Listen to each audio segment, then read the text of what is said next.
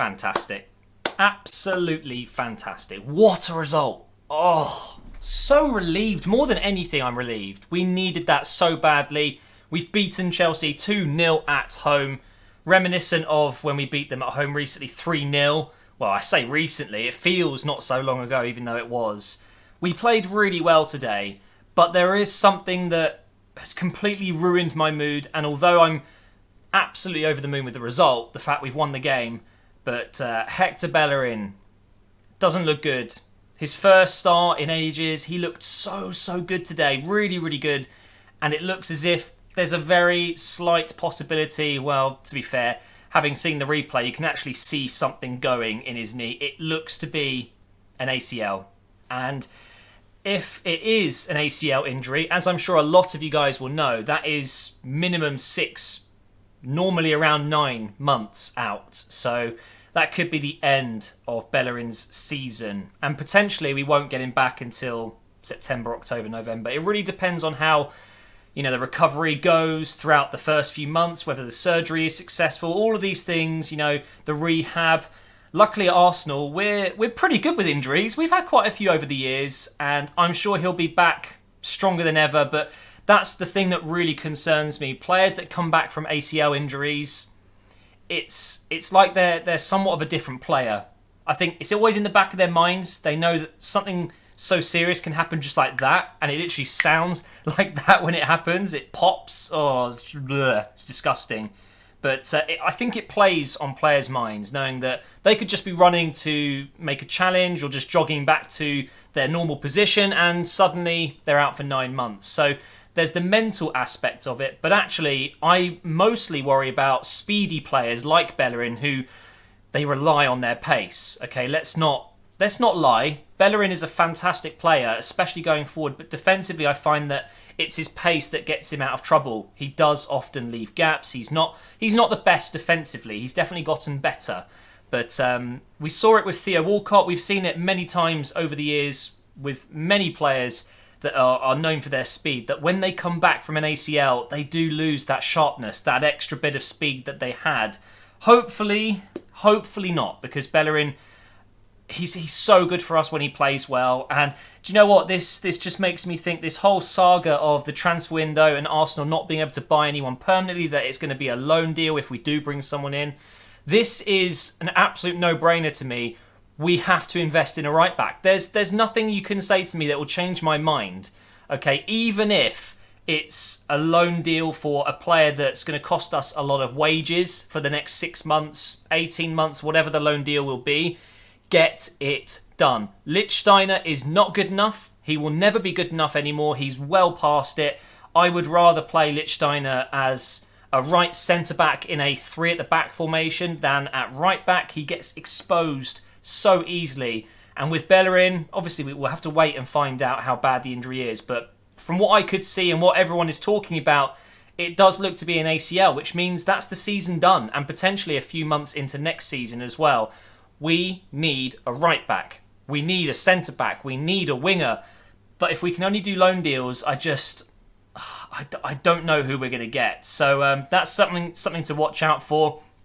Hopefully, we're all wrong, and it's just a couple of weeks out on the sideline like he has been. It's still terrible news, and it has completely ruined the result for me, a little bit at least, because I'm obviously elated that we've got the win. We've beaten Chelsea again at the Emirates, and it's obviously a very good result. But seeing one of your best players go off injured like that, you could see he was in a lot of pain. He knew straight away. And do you know what? If you're squeamish, you don't like looking at injuries and things like that, then don't search it. But if you're intrigued, like I am, I can't help but look. You can go ahead and see the replay online, and you can genuinely see something in his knee, which looks to be a ligament, just snap. It literally pops and then flies up his knee. It's awful. And that, to me, I know the inner workings of a knee. I've had many knee injuries in my life, especially from a young age when I was kicking those heavy footballs around. When you're playing in school, you play with a size 5 ball. You really shouldn't be at a young age when your knee is developing, and it's definitely caused damage in mine. And I used to do a lot of research into it, and the knee is just full of really delicate ligaments, and it's so easy to damage it, and it doesn't look good, especially for a player like Bellerin that really relies on his mobility, his speed. It's just bad news. So in general, very, very happy with everyone's performance. And actually, I don't think I want to talk about Arsenal so much. I want to talk about Chelsea. I'm very interested to see what you Chelsea fans think. So if there's any of you watching this video, I'm sure there'll be a couple, leave your comments down below. What is going wrong at Chelsea? Why is Sarri just not getting the most out of this squad? Is it the formation? Is it the lineup choice? Is it just a lack of confidence? Is it bad luck? Let me know your thoughts. I'm about to give you mine, and I'm sure a lot of you will disagree with me. But the first basic rule in football, right, in my opinion, is you play your players in their best positions.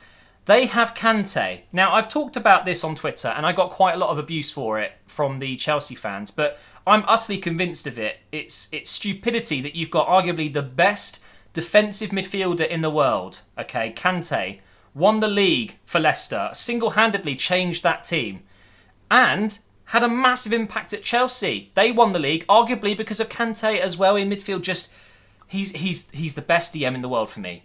No one touches him. He's that good. Yet towards the end of the game at times, and a few times throughout the game, he was behind the striker. He was out on the right wing. He was over on the left wing. The amount of times that Arsenal would break and I'd be like, where's Kante? Surely he's going to stop us.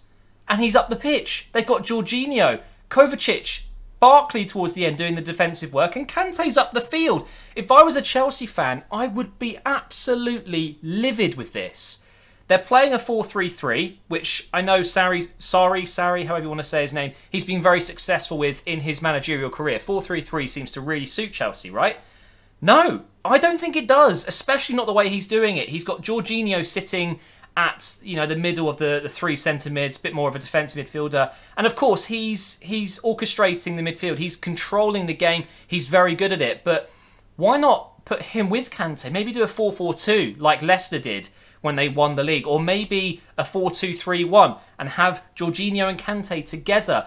I just feel like there has to be a way to get Kante in that team alongside Jorginho and for them to share the defensive responsibilities and the attacking responsibilities and the playmaking responsibilities. I think that's what Jorginho does so well for Chelsea. He sits back and he controls the game. He passes the ball a lot. Reminds me of Toni Kroos for Real Madrid. Reminds me of Xhaka for Arsenal. There's a lot of players that do that very well.